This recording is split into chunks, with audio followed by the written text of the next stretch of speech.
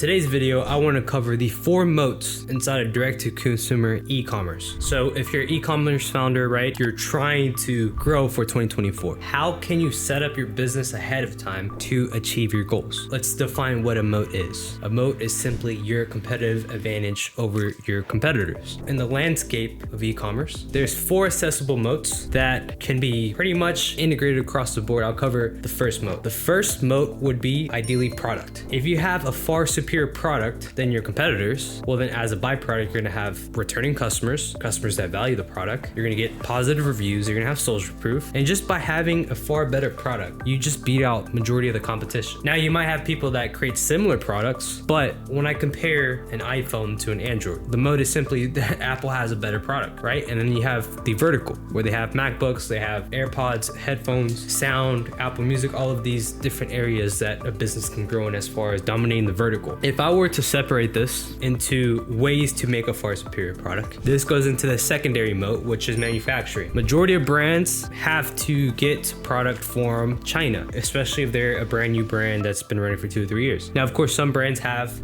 manufacturers in Europe. Like I've heard people go into Turkey. I've seen people go into these other areas of the world. If I were to correlate this to a separate way to improve that, would be, okay, let's say you have manufacturing in Mexico, or if you have manufacturing in the US, you have faster shipping times. Inventory might cost a bit more, but you're paying for delivery upon, let's say you need a massive order. Or you don't have to pay in bulk, but you can have split payments across the board month over month, depending on quarter over quarter, right? You don't have to push a huge placement because ultimately your manufacturing is right there. If you're shipping to customers in the US and you have manufacturing in Mexico or even the US, well then that's where all your shipping goes through, right? You don't have to worry about 3PLs. You don't have to worry about other circumstances affecting the delivery of your product. The third moat is ultimately generating demand. So many brands struggle because founders don't know how to generate demand. And if you have a good product, as a byproduct, you should have consistent revenue organically. Just because word of mouth, people spread, information spreads. Maybe it's a friend that buys from your business and then they refer other friends, and then so on and so forth. There's a domino effect if you just have a really good product. When it comes to marketing, the moat is pretty simple. If every single brand is hiring agencies, paying agencies 10, 20, 30K in total revenue, or as far as in retainers, they're losing out on that revenue, versus a brand that has marketing in-house, you have a byproduct of a competitive edge. Simply put, because if you can take those skill sets that, I'm not saying that agencies are bad, I'm just saying that you should ultimately look to build in-house. Take whatever consultant information you get from, or if you invest into knowledge, take that information and look to integrate it in-house, because ultimately that's the way you're going to save on costs. That's how you're going to increase your profit margin. And then ultimately everybody that's on your team is solely just focused on your product. They're not working with other brands or even your competitors. You don't have to create like a generic strategy. Your strategy would be unique to your specific brand and whatever your goal is, which should be ideally growing your profit margin. So as a byproduct of building in-house, you don't have to worry about being burned by agencies. You don't have to be worried about paying 10, 15, 20K a month retainers. And as a byproduct, you don't have to worry about being burned by an agency, because I can tell you the business model of an agency is they only grow by signing more clients. And ultimately, the more clients they do have, either the account that's being represented by the agency is sent down by a junior media buyer or a senior media buyer, depends. And ultimately, if they're with bigger budgets, that's where all the experts are at. So ideally, the biggest brands are spending 50, 100K a month in ad spend. And if you're an agency operating there, that's where all the senior exec teams are at. Whereas if you're a brand sub 50 to 100K a month in revenue, then you ideally need a different approach, which a junior media buyer doesn't have the expertise to solve for. So every brand from 0 to 1 million requires a different strategy. From 1 million to 10 million requires a different strategy. From 10 million to 30 million and a year in revenue requires a different strategy. Now, this goes into the last point, which is the final moat of ways to separate your e-commerce brand from other competitors. Is just, if you have a really good product, getting ownership and claiming that ownership, which is having patents filed, trademarks, copyright, so on and so forth. That's the easiest way you can stop people from duplicating your website, your business, duplicating your brand, and drop shipping, right? Because there's been an evolution of drop shippers, right? Drop shippers go in, they get their manufacturing from China, they send a trending product, and then from there, that's how they can literally just lower the whole entire market. So how do we eliminate that? Well, we we